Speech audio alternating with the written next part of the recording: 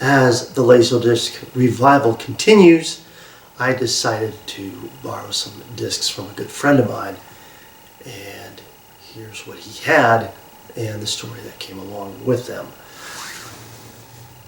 First disc that I borrowed was a box set of the special edition of The Abyss. And this is a movie that I'm familiar with. I had seen this before, and I was also kind of after it. And then I found out that this box set was available for a decent price on eBay, which I got, and it was in pristine condition, almost like it was never viewed. So I decided to go ahead with that, and I'm going to save this for my James Cameron's Film Fest. This is a THX mastered. I did play a little bit of it, so it sounds awesome. The picture quality, as always with THX discs, is just great.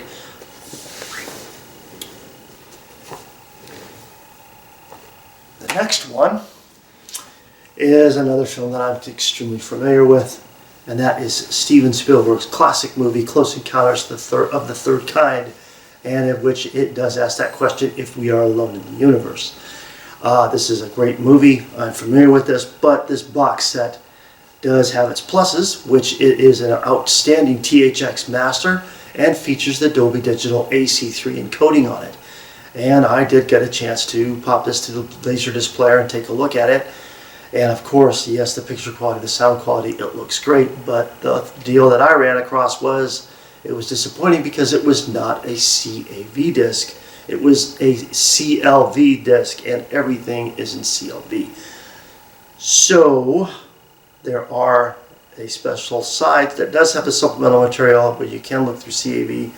But I've decided to decide against it because I have the same disc in DVD. That's THX DTS, and has all the features through this. So I'm going to go ahead and pass on this.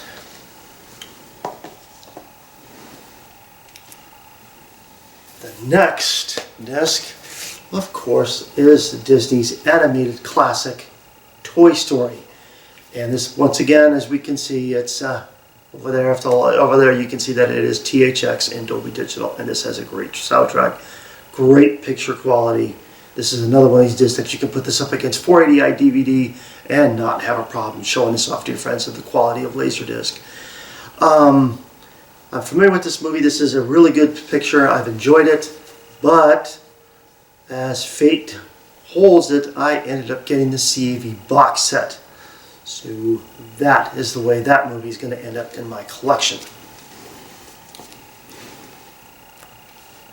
The next disc that we have is none other than John Carpenter's adventure classic, Big Trouble in Little China. And this, I think, is one of Kurt Russell's best roles that he's played. The character is original. I like the way he gets thrown into the action. It is very interesting. I like a lot of the elements that was thrown in here, creating the world and the mystery of the Chinese mysticism and all that went with it. This is a really good picture. And on my scale of 1 to 5 stars being the best, this gets a solid 3 stars. It excels at fun and entertainment, and that's what the whole deal is. This is just great just to throw in and have some fun with it. I thought the disc had decent picture quality, had a pretty good soundtrack to it. So if you can get a chance to find this in your LaserDisc collection, definitely add it on there. And of course, if you've gone over to DVD and Blu-ray with it, it's also a worthy add there as well. The next is another cult classic. And this does have a cult following. And here we are, Flash Gordon. I got a chance to watch this again. Very interesting. Yes, it is tongue-in-cheek. It's campy. And it's just all set up for fun. And to have fun as Flash tries to save the universe from the evil Emperor Ming. I really enjoyed the way the villains were played inside this picture. I had fun with it overall. This again gets a solid 3 stars from me. It excels at fun and great entertainment, but somehow this movie always ends up absent from my collection. The next one was a surprise on LaserDisc, and I didn't know it came in this packaging, and that is another classic, and that is Men in Black. But still, the sound quality was excellent, the picture quality was excellent on this disc, and this is an original piece of filmmaking here. We've got an original storyline, and the way this is interwoven with all the little subplots through it, I thought was very good. I really enjoyed Will Smith, and of course, one of my favorite things, Tommy Lee Jones. He is good in this. There's a lot of great special effects and a lot of surprises and a lot of interesting revelations. The first one is the one to get a hold of. And of course, if you've gone over there, it's worthy to have in your LaserDisc, your Blu-ray, and your DVD collection all together. This one gets a 3.5 star to 4-star review. It does excel, and it is good.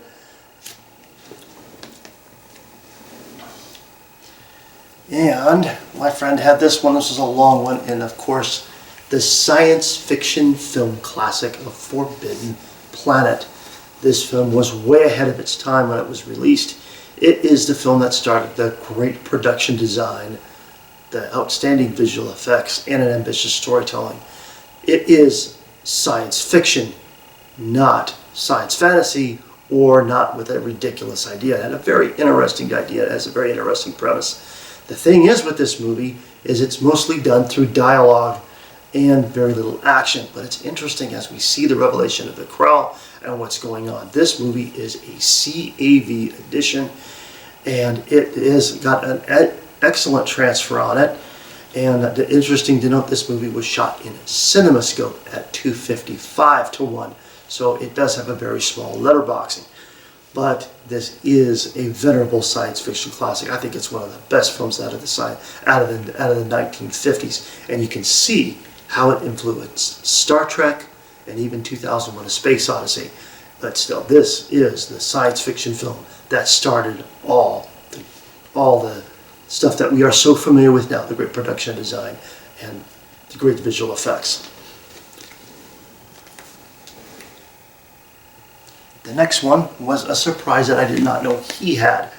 And I had from also another movie that I'm quite familiar with, that I've always been kind of negative towards, and here it is, Top Gun.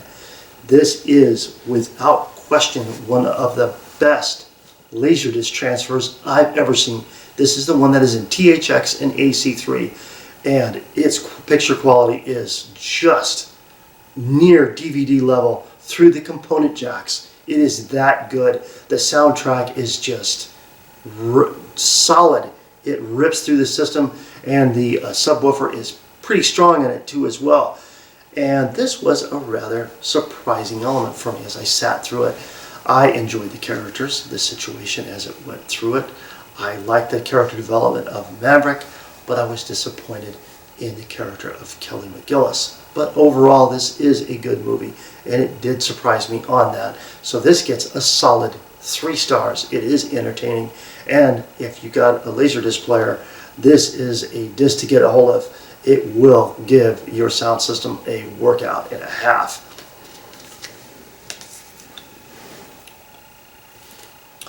And of course, I've got yet another science fiction cult classic, Krull.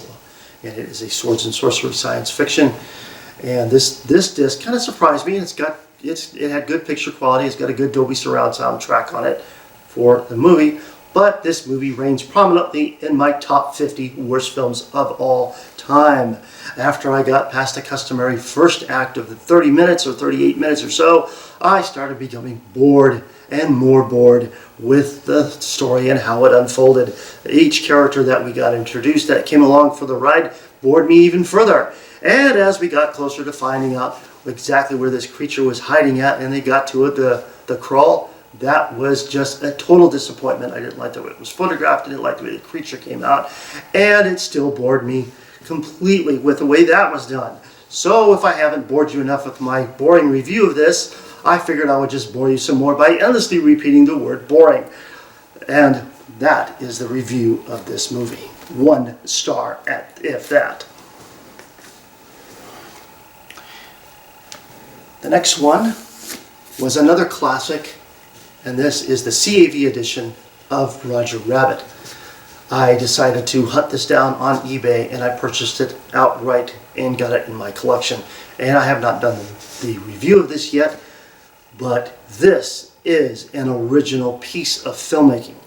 It is very ambitious, a lot of creativity involved in this one, and I'm just going to have to go through the whole thing and watch it again when I get there all the way through. This is, just from some of the scenes I've seen, I've forgotten just how ambitious they were with this movie.